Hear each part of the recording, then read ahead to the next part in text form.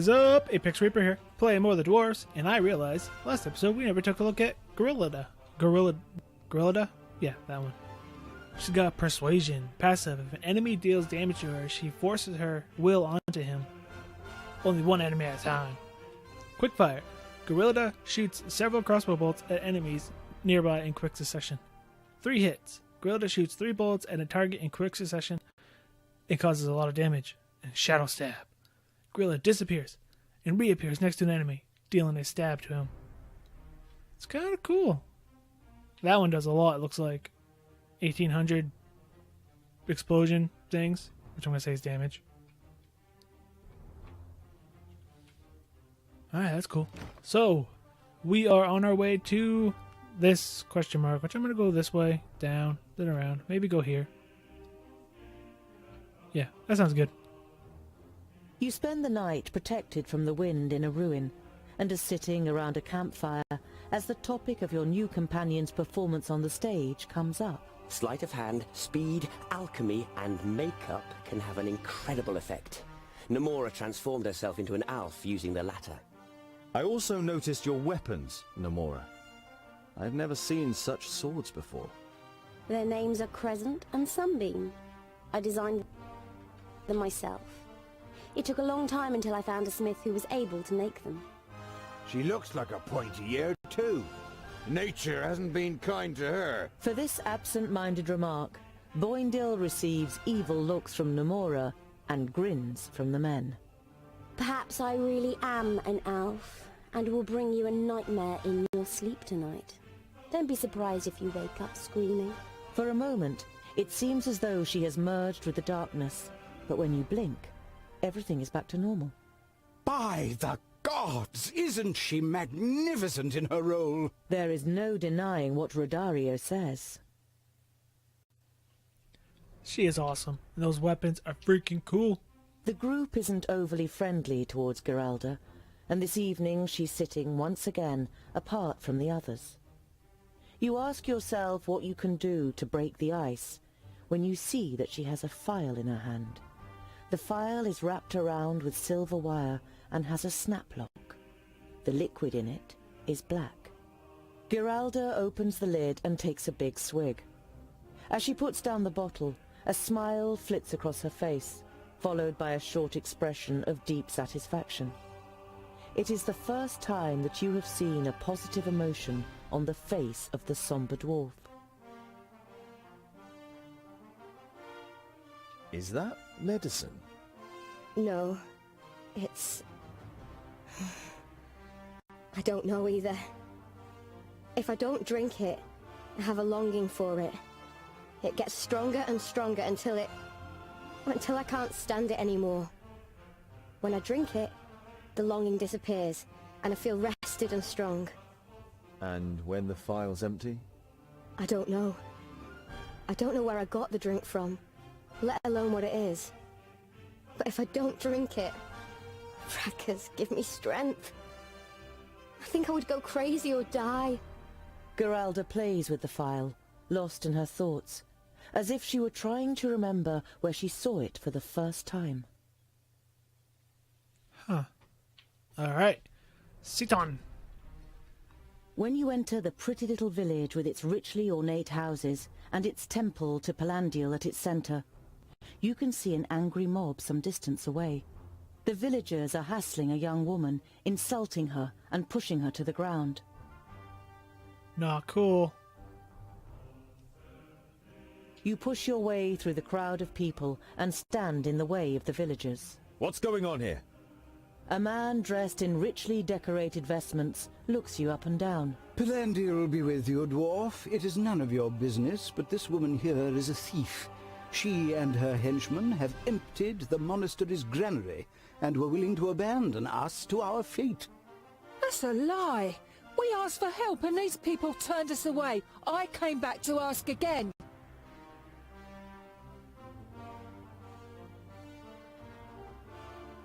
What evidence do you have against this woman? We found the granary broken into. Almost a third of our grain and a significant amount of supplies have gone. And all this just one day after she and her people were snooping around here. Yeah, that's not proof. That isn't proof. It could simply be coincidence. Anyway, why would a thief come back to the scene of a crime? The priest eyes you in silence, while some of the villagers make it clear that dwarves should keep their noses out of their business. Tell us what happened. The villagers grumble, but the priest gives the woman a chance to defend herself. My name is Tavia. I was forced to flee Tabayin with my family when the perished land began to spread. My husband, we had to leave him behind. The horror in the woman's eyes gives you a good idea as to what became of her husband. No one accepted us in the north. There are too many refugees and everyone is scared. Queen Wei has offered land in Wayan to anyone who will work hard for it. But what should we grow if no one will sell us grain? We offered a fair price, but Father Malin... She darts a scathing gaze at the priest. He wanted double the amount. The priest glances briefly at the angry villagers. Then he replies in a firm voice. It was a hard winter. And with the increasing frequency of orc attacks, we must think of ourselves first and foremost. Even we cannot help everyone. The bystanders mutter in agreement.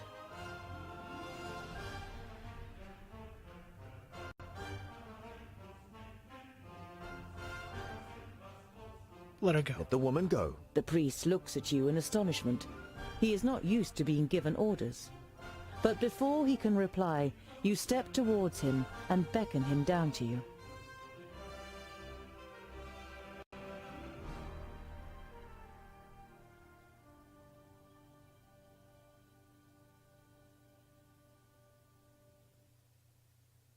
Oh, decisions.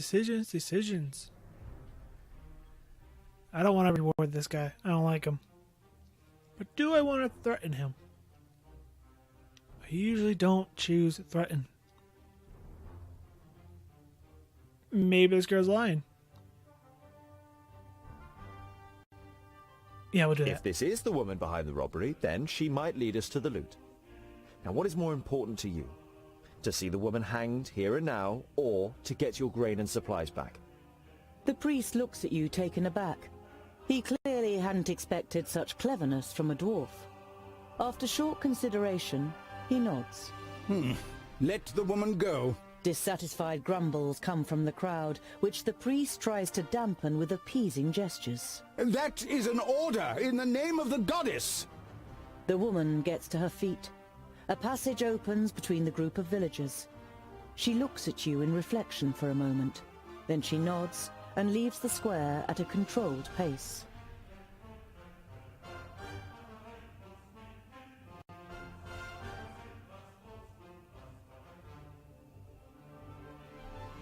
Yeah, let's have Nomura follow them. Nomura, find out where she's heading and then rejoin us. Fergus wants to raise an objection, but before he can think of the right words, Nomura has kissed him on the mouth and has disappeared round the next corner. I hope you know what you are doing. The priest's scrutinizing gaze lingers on you, and then he leaves. The crowd slowly disbands. Ooh, storehouse. You enter the village's large storehouse. The ground floor of the two-story building is full of turnips, with large barrels and clay pots on the floor and on high shelves. Several villagers are carrying out stock-taking. They're being supervised by a weedy man who observes them with a grim expression and writes things on a wax tablet every now and then.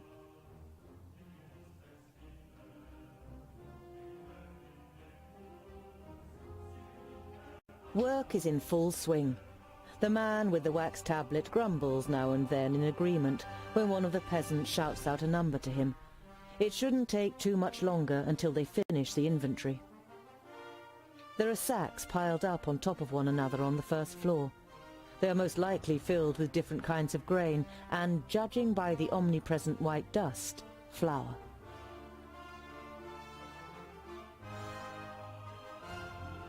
You look around for a portable source of light. Can anyone see a candle or a torch? I need a light. I wouldn't recommend that. The Magister Technicus has followed you into the storehouse. One spark could ignite the flour dust.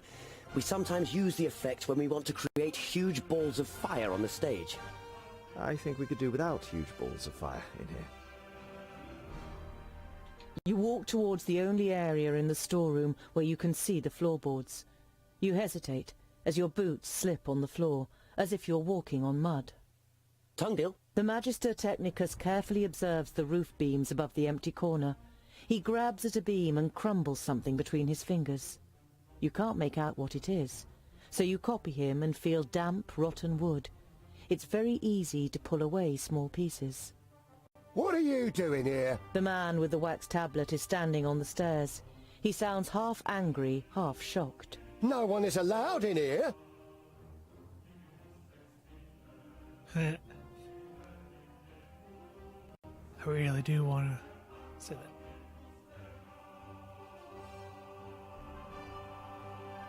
Yeah, what you tell me about your leaky roof? The rain has gotten here. The roof and the floor are damp. Those savages! It wasn't enough that they steal from us, they had to damage the roof too! That was probably where they got in. The wood didn't start to rot yesterday, good man. The steward's face turns bright red. And you are the experts on such things, are you? Assuming the roof here has been leaky for a long time, what would have happened to the grain in the sacks directly underneath? Wouldn't it have turned rotten? The man wets his lips. His gaze darts around the room. The roof was fine. I'll have it repaired. And now, get out of here! The steward angrily blocks off all further attempts at talking to him, and even when you threaten him with Father Malin, it doesn't have the desired effect. The father trusts in him, he says, and he's always been a devout follower. The heavy door of the storehouse closes behind you, and you hear a bolt sliding into place from the inside. Let's definitely go talk to the dude now. The priest is lost in thoughts, standing in front of the temple, as if he couldn't decide whether to go in or not.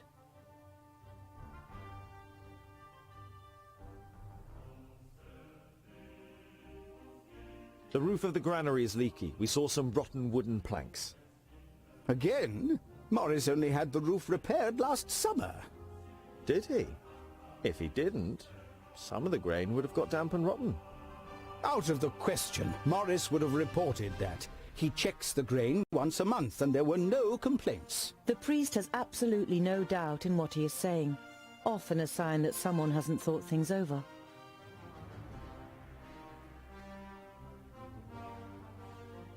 Yeah, You forget nod this, goodbye, and the priest returns the gesture. Let's just leave. And now let's work our way over here. Oh, wait, Like every so- night in the wilderness, you set up camp and assign the watch. Bavragor takes first watch this evening, while the rest of you sit by a small fire, toasting some bread. You're not particularly surprised that neither Bavragor nor any of the others notice the guest who suddenly appears out of the darkness next to you. Nomura! Fergus jumps up, and moments later has embraced her tightly. Were you able to find out anything? She didn't detect me and led me straight to the hideout. I can show you. It's a cave some miles off from the path. Almost 4 dozen people, men, women and children. You nod. You have tracked down Tavia's hideout. Cool. Where is it? Is it way the hell over here? Oh, I want to do it. And I don't want to go back there. Yeah, let's go check out Torbrook. When you enter the strongly fortified mountain village, you see a large group of miners standing around a shaft in heated discussion. I really saw them, I swear! A young man in mining clothes defiantly stares at an older man who is a good head taller than him. Even if you did, smashing the lift hoist, it would have been better to have not sent the cage down again until we cleared this thing up. Is there a problem? The older man, perhaps a foreman, is so angry that he hardly seems to have realized that he's talking to a dwarf. Mika here says that he saw orcs in the mine, and he smashed the lift hoist to bits. The cage has crashed to the bottom of the shaft. How are we supposed to work now?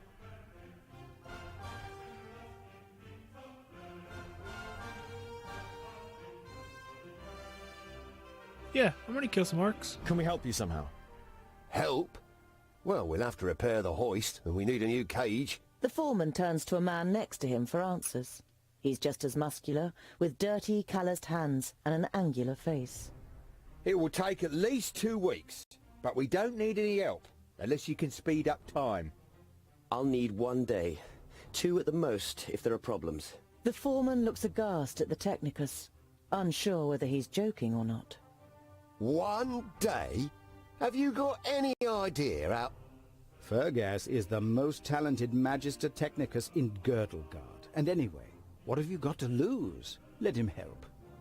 As long as he doesn't get in my way, The worker shrugs his shoulders. why not?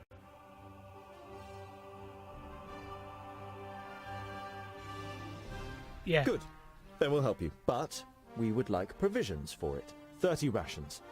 Sure, if you pull it off, the provisions are yours. You really trust in your skills, don't you? Mika, give him a hand. Fergus immediately gets to work, examining the hoist. After a few moments, he sends Mika off with a list of tools and spare parts, and explains to you how to build the cage, while he takes care of the hoist's rustic mechanism.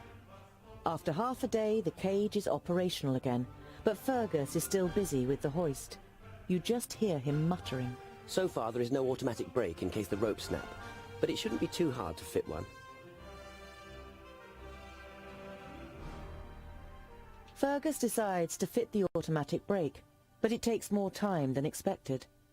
Building the hoist from scratch would have been simple, but the upgrade turns out to be complicated. In the end, it takes 2 days until the lift is operational again. After the work is done, you report to the foreman. You've kept your part of the deal, we'll keep ours. Take the provisions for your journey.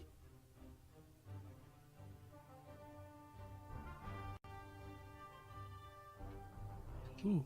What you got? Ooh, you got food. Okay. Now, I'm at 105 food. Right? Yeah. Oh, no. No, that's right, because the gold's going down. So I want to buy, so I have... Yeah. That's how it works. Now I have food. I have 105 food coming in to 102. Well, 122. So 127 is what 227 is what I should be at. You travel down into the mine in the repaired lift. Mika shows you the place where he saw the orcs, and you follow the winding gallery. After 1,000 paces, you stopped counting, and only after several hours do you reach an exit. There's a stench of tallow in the air. The tunnel leads directly into a huge orc camp, which blocks the path into Snowdale Valley. If you attacked from here, you'd have the element of surprise on your side. I could go and take a look and perhaps improve our chances for an attack. You remember how the actor had transformed himself into Lot Yonin and Nudin in Mifidania. You certainly wouldn't bet against him being able to walk through the orc camp unnoticed. I'll come with you. If I stay in the shadows, they won't see me. The actor nods gratefully. I'll come too. I also know how to keep myself hidden. Nomura wants to object, but you are quicker. Thank you, Geralda. 2 more eyes and ears would be helpful on such a mission. Oh, man. What's infiltrate the camp? Listen, try to sabotage their defenses, and if you can safely take out a couple of guards, then do it. But don't take any big risks. Come back here if things get too hairy. Nomura and Rodario rejoin you without any particular urgency. The infiltration was a complete success. No one detected the 2 of them. Cool. Okay. So I really want to take out the orc camp, and that will lead me this way, so I will not have to go here. But I wanted to go there. So I think I'll go here, pay 20 gold, get across, save some time. Let's go.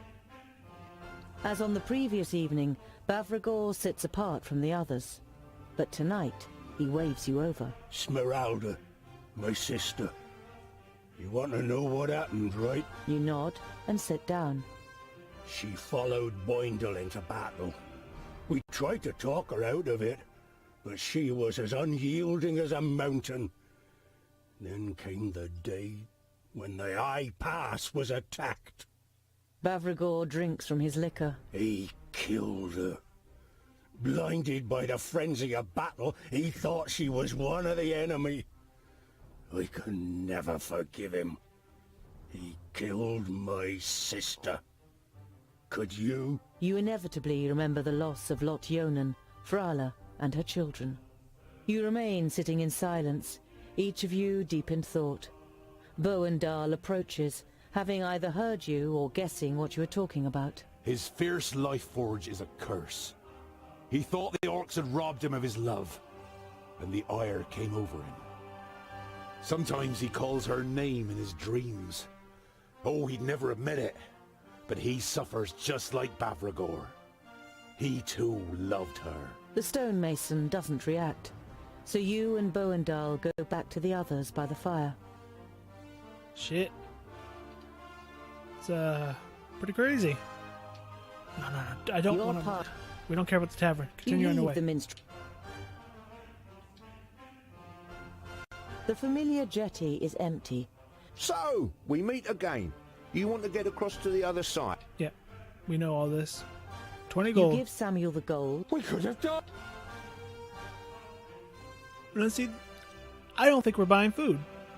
Because now we're down to 86. There's no way in hell we used 100 and something right there. I don't know. Am I doing the buying food wrong?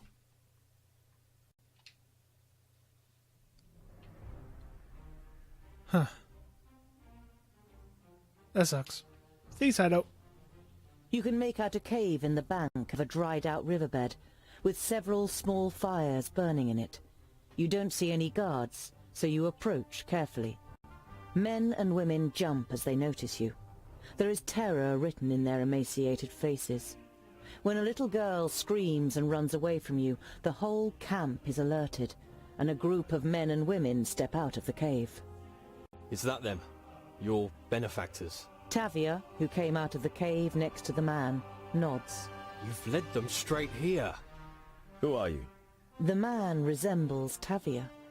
His face too tells of a struggle between defiant determination and fatigue and resignation. I am Gerald, Tavia's brother. I led these people here from Tabayin. You look around you. You guess there are about 10 families, less than 50 people. Half of them are children and youths.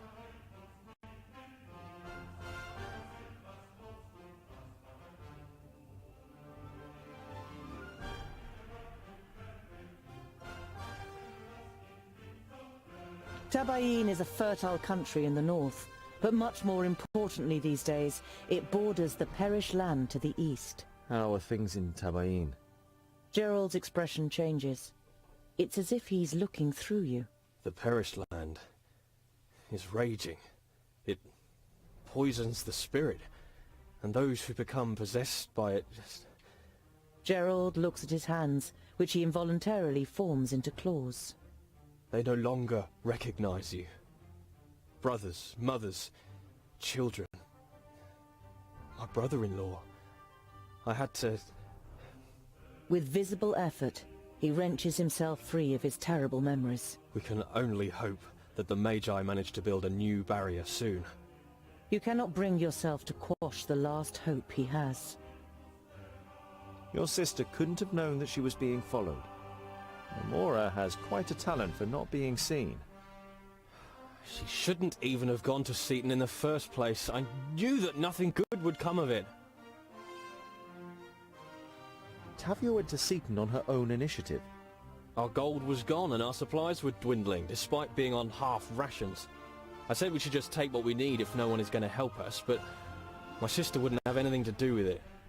She took the wedding jewelry from our village, the most valuable thing we had with us, and sold it without my knowing. She then took this money and went to Seaton with several men. I was completely beside myself when I heard about it, but then they came back with food and grain, and I thought they had really done it. He laughs cheerlessly and shakes his head. For a few minutes we thought we were saved. Oh, they sold him the bad grain. What's wrong with the grain from Seaton? We thought we finally had a change of luck for the better. We were praying for a new start, but then we discovered that most of the grain was rotten and unusable. They'd been ripped off by the bloody steward. We all got together and discussed what was to be done. The majority was in favour of going to Seaton and taking what was due, at any price. The next morning, Tavia disappeared. It was clear to me that she had returned to Seaton. We were going to give her a couple of days, and in the meantime, we prepared for our attack. We needed weapons, and we needed a plan.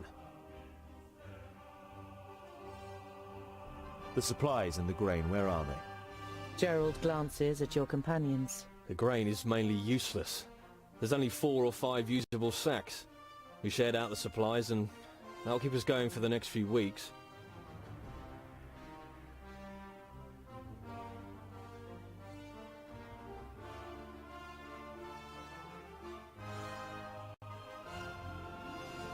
You're in greater need of the grain and the supplies than the people in Seaton. Keep both. Gerald stares at you. Only after a few seconds does he finally close his mouth. Thank you very much, sir. When I saw you turn up here heavily armed, I thought the game was up. How could we ever justify letting people on the run die if we have enough to share ourselves? You see tired but happy faces all around you. The people breathe a collective sigh of relief. Know this, good dwarf. Whenever you need help, we'll come. We'll stand by your side. We don't have much to offer you, but we can muster together a few strong arms for battle, and we have some outstanding archers. You nod, and are happy to have made some new friends. We wouldn't ask if it wasn't important, but we need your help to destroy an orc stronghold. Gerald nods. We're in your debt. We'll send our 5 best archers. So long, my friend. Awesome. Screw you guys. We're going to sit on. Oh man. We are definitely going to attack this camp. It's going to be cool. Alright, well that's all the time we have for today's episode. If you liked the episode, hit that thumbs up button, show your support. If you're new and you haven't, subscribe for more content. And check out mygamingcareer.com, a place where gamers can get together, talk about video games, and share their content. And until next time, I'm ApexReaper. You all stay positive. Thanks for watching.